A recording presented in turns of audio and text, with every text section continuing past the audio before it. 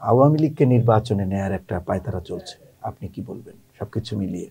আপনারা জানেন যে বাংলাদেশকে সবসময় ডমিনেট করতে চায় উন্নত দেশ, যুক্তরাষ্ট্র, যুক্তরাজ্য, চীন, রাশিয়া, জাপান, বিভিন্ন জনে চায় বিভিন্ন রকমের সম্পর্ক রাখতে। তার মধ্যে কাকে নির্বাচিত করলে কে সুবিধা হবে, পার্শ্ববর্তী ভারতও চায়। সেই ক্ষেত্রে আমাদের ইমানি শক্তি যদি থাকে, দেশপ্রেম যদি থাকে, সেই ক্ষেত্রে কিছু হয় না, কিন্তু ক্ষমতার লোভের জন্য অনেক কিছু হয়।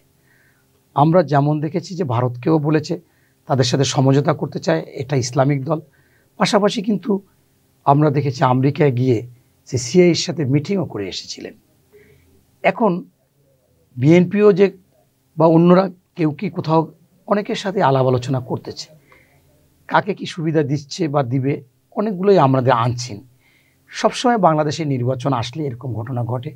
আপনারা দেখেছিলেন যে 2024 সালের নির্বাচনের আগে রাষ্ট্রীয় দাওয়াতে জাতীয় পার্টির চেয়ারম্যান মহোদয় গিয়েছিলেন জিএম কাদের সাহেব ভারতে। আসার পরে আপনারা সাংবাদিকরা সবাই এয়ারপোর্টে ধরলেন যে কি ব্যাপার, কি আলোচনা হলো। বললো আমার মুখে তালা, ভারত যতক্ষণ না বলবে বলতে আমি বলবো না।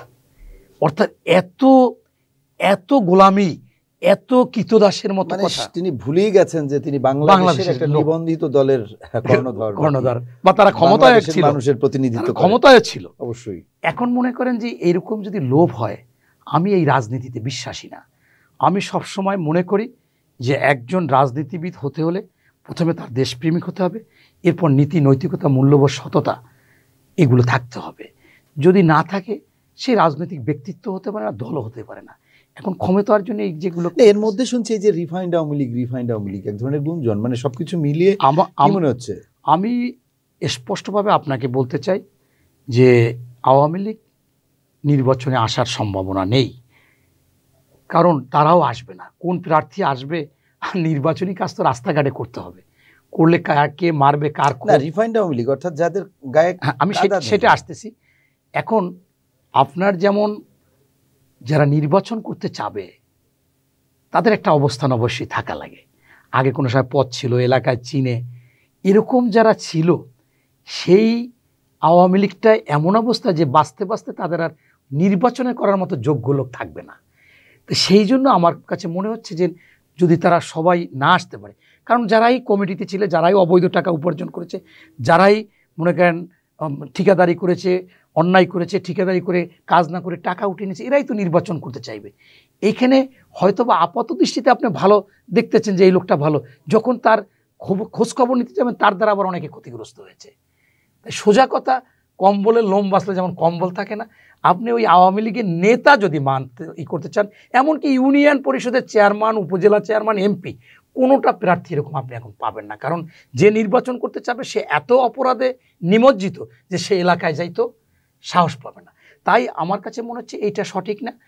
আর এই জন্য আপনার ডক্টর মোহাম্মদ ইউনূস সাহেবের সাথে যে জাতিসংঘে মনে করেন মেহেদী হাসান সাহেব একটা সাক্ষাৎকার নিয়েছে, উনি ঘুরে ফিরে আওয়ামী লীগকে আনার জন্য, কিন্তু উনি কিন্তু বারবার বলেছে, যে যাই বলুক, উনি বলেছে যে ওনারা তো এখন বর্তমানে স্থগিত থাকলে তো কোনো কাজই তারা করতে পারবে না। আমরা তাদের নিবন্ধিত বাতিল করিনি, কিন্তু স্থগিত, নির্বাচনের সুযোগ নাই।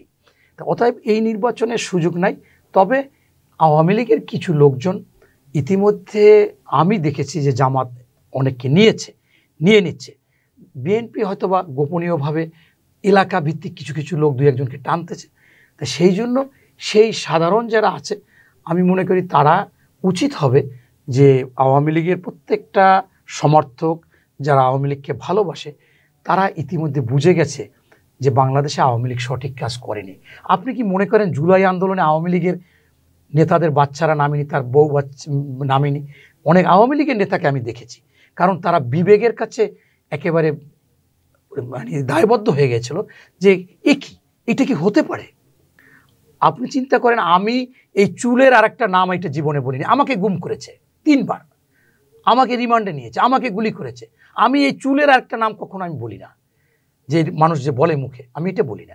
তো সেইখানে এই কাজগুলো যখন করেছে অনেক আওয়ামী লীগের, আমার এক বন্ধু কট্টরপন্থী আওয়ামী লীগ, সে শেষ পর্যন্ত বলছে সে শাহজাহান সাজু কুয়াকাটা, তার 2টা হোটেল আছে, আমার কাছ থেকে 2টা ফ্ল্যাট কিনেছে, সে আমি দেখলাম যে সে মোটামুটি 18 সালের পরে যখনই দিনের ভোট রাখতে হয়েছে বলছে আমি এই আওয়ামী লীগকে চাই না।